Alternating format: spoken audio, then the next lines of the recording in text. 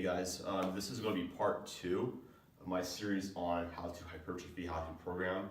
So last week I left off with talking about volume thresholds like minimal volume, minimum effective volume, all the way up to the maximal recoverable volume.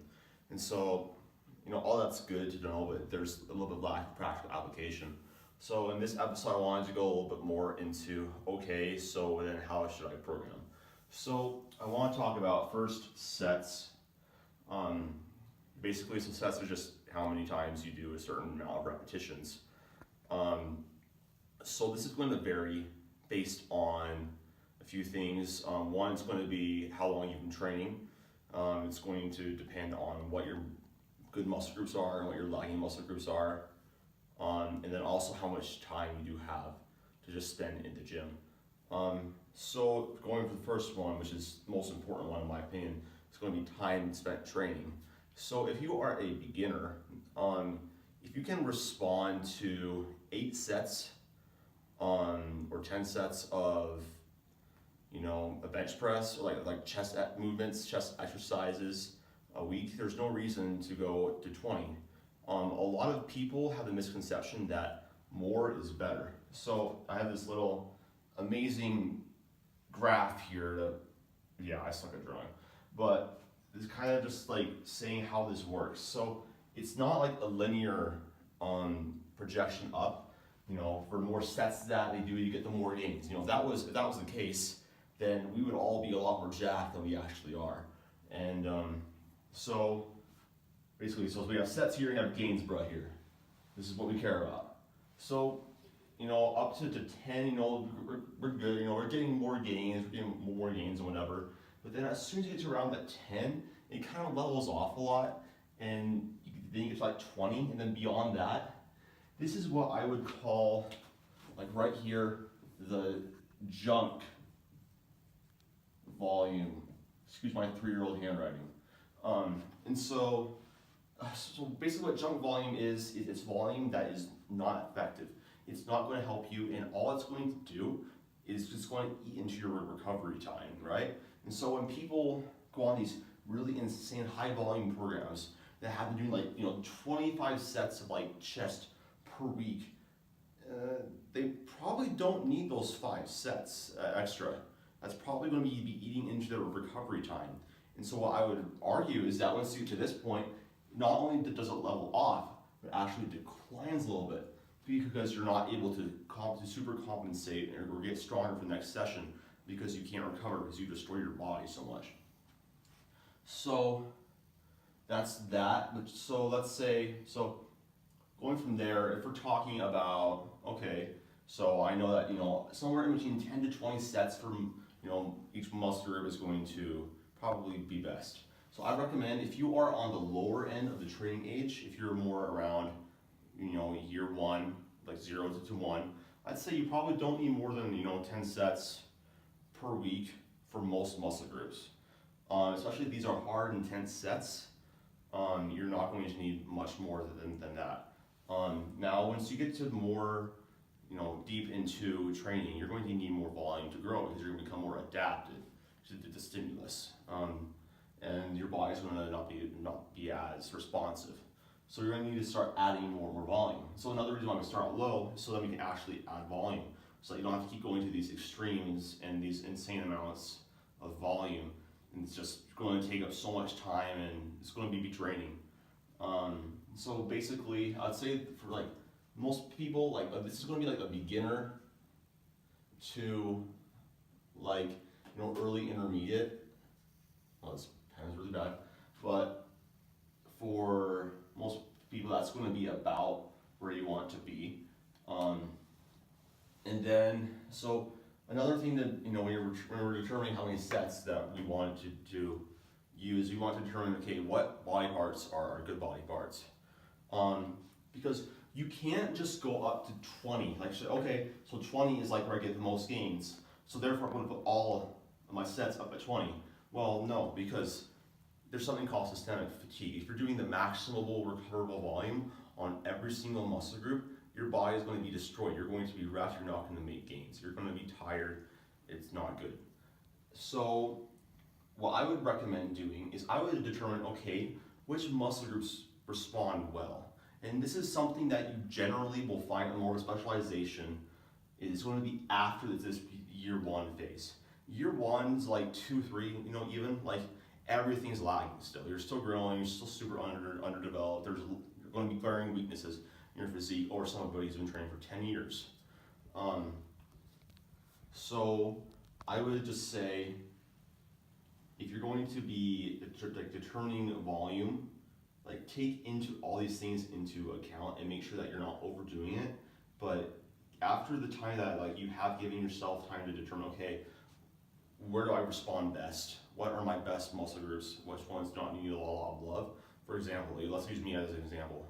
My back, my chest, and my shoulders, my traps, they just grow really easy. I don't need to do much more than 10 to 12 sets a week on them, and they grow. Whereas my legs, my calves, which I get told about all the time, and then my arms need a lot more love. They're just lacking muscle groups. So then I would put those ones, which are more of my priority muscles, up at the higher end of the range, and then put these other ones, better muscle groups that respond better at the lower end of the rep range, so I can still recover and I'm still going to make progress.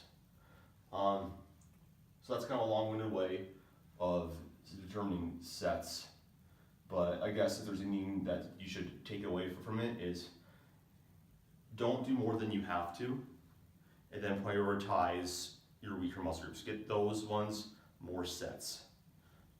Okay, so we're going to talk about next about just frequency. So I'm going to go over this really quick. In all the literature, bro splits versus a 2 times a week split or whatever, full body, whatever, has to do hitting it more than once a week. For natural bodybuilders, there's a limited threshold of muscle protein synthesis that can be elevated after training. It's generally going to be about 48 hours to 72 hours for most people, unless you're on the sauce, in which case a lot of this doesn't apply to you. But for most people who are natural, this is going to be a suboptimal approach because you're not going to be, you say you hit chest on Monday, you're not going to hit chest on Monday until the next Monday again. So you're missing out on gains. Now, if volume is equated, there have been some studies saying that it still is effective, and if you really do like it this way, like I'm not saying you can't make progress, I'm just saying it's probably not optimal, and if you want to make the most gains possible, I would recommend going with more of a 2 times a week split, like push-pull legs that has you hitting the muscular group 2 times a week, or an upper-lower, or a full body that has you hitting like 3 times per week. So that's what I would say. Also with frequency, if you have a lagging muscle group, like for me, for example, I'm doing calves about 4 or 5 times a week. Same way with abs and arms too, just because those are my lagging muscle groups. So it makes sense too, because you'll be able to get a little bit more intensity in each of those sets, which is going to probably contribute to more gains. Last thing I wanted to touch upon is cardio. So a lot of people, they go into a bulk, they go into a gaining phase, they want to get stronger and gain more muscle mass, but completely throw cardio out the window because it burns more calories. The goal is to be in a caloric surplus, so then your intake needs to be greater than your output. Now, where I do understand this, I think that one, there's a few reasons why you should do cardio. One is for the health. So you don't want to be the type of guy that is unhealthy, that can't move around, that can't walk around, that can't do a lifestyle activity, and is always just struggling if he has to run or jog a few meters. Like that's not ideal. It's better for your heart. It's better for your just overall general health. Like we all know, moving more is generally going to be better. Most of us do need to move more. And if you do have more of an inactive lifestyle, if you have a higher appetite, if you're finding that, hey, my maintenance calories, like I even have a hard time hitting them, and like even on my conservative bulk, like, oh man, like I still am hungry and like I would like some more food, you can eat some more food with cardio. I also just, another thing is that generally, so I found that for me, that my intensity can actually go up. And this is because I'm not going to be getting winded during my 10 reps of squats. But that can be a limiting factor. You don't want to have your cardiovascular health be a hindrance in how many gains that you can make, because you're going to have to work in a higher rep range in order to accumulate enough volume to grow. So yeah, that's basically it on cardio. I would recommend doing it, I'd say for most people, like bare minimum, like 1 time a week, all the way up to like 4 times a week. And I wouldn't go above 4 just because we're trying to gain muscle. You should be training, most of your time should be spent on the in the weights. This is a weird thing to say, but a lot of bodybuilders sometimes, especially if they're in contest prep or whatever, they will spend more time on the treadmill than they do actually do lifting weights. That's not good. You should be training more towards your specific goal, and cardio isn't going to directly help you build muscle mass. Also, one other benefit of cardio is that it does improve nutrient partitioning, which is basically the ability of the calories that you eat to be shuttled into actual muscle tissue as opposed to body fat. So that's good. Then the type of it I would recommend,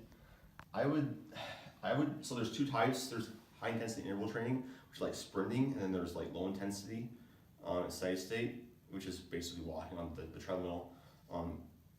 If you want to do high intensity interval training, I would limit it to honestly 2 times per week maximum, just because it's an aerobic exercise, which is the same nature as weights, so it's going to be a little more of a higher recovery cost. I recommend doing most of your cardio sessions low intensity, steady state, just because it's going to help you recover. It's not going to be a hindrance on your training as much as high intensity interval training would be. If you want to do high intensity interval training, go for it. Just be mindful that it's hard to recover from. So yeah, that's really all I wanted to touch upon in this one. So yeah, just make sure that you guys like the video, subscribe if you guys are new. I got a lot more content coming out. I'm going to be filming a full day of eating soon. So yeah, thanks for watching the video, and hope that you guys have a good rest of your day or night.